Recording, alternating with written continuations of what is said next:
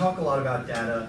Obviously, it's a big focus of your next venture, but I think what you probably use a lot is your hunches that are maybe developed over experience and time. I think like Malcolm Gladwell says, sometimes a 2-second hunch is worth as much as hours of pounding the pavement and getting the data.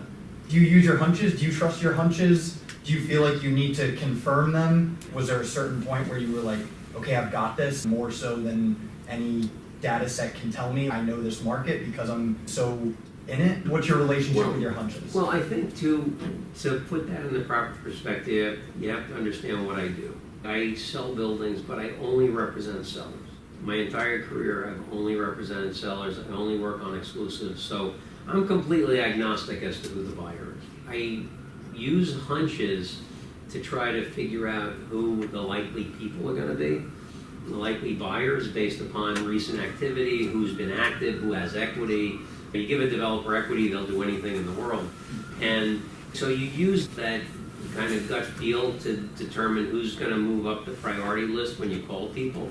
It used to be that we used to just send hard mailings to people and then follow up with calls. Then email came around, we emailed and then followed up with calls. Email is becoming much less effective today because I think people are getting so many emails that every once in a while you just want to clean the box out. You like delete, delete, delete, delete, and I think people miss stuff. So you have to prioritize who you're going to call. I think I'm a very, very good caller, but if I speak to 100 people a week, that's a good week.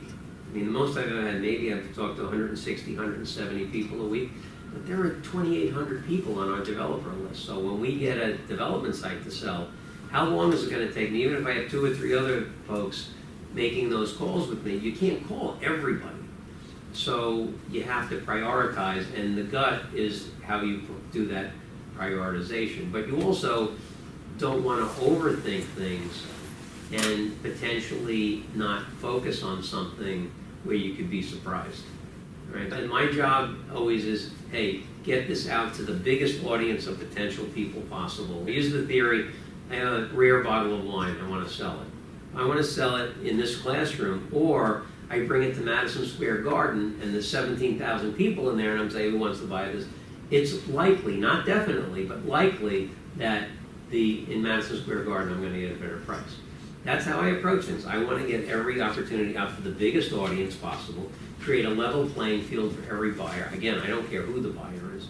I just want to make sure that I'm giving everybody a fair opportunity, and don't overthink things. You may think, oh, a school would never buy this site, and then a school ends up buying it.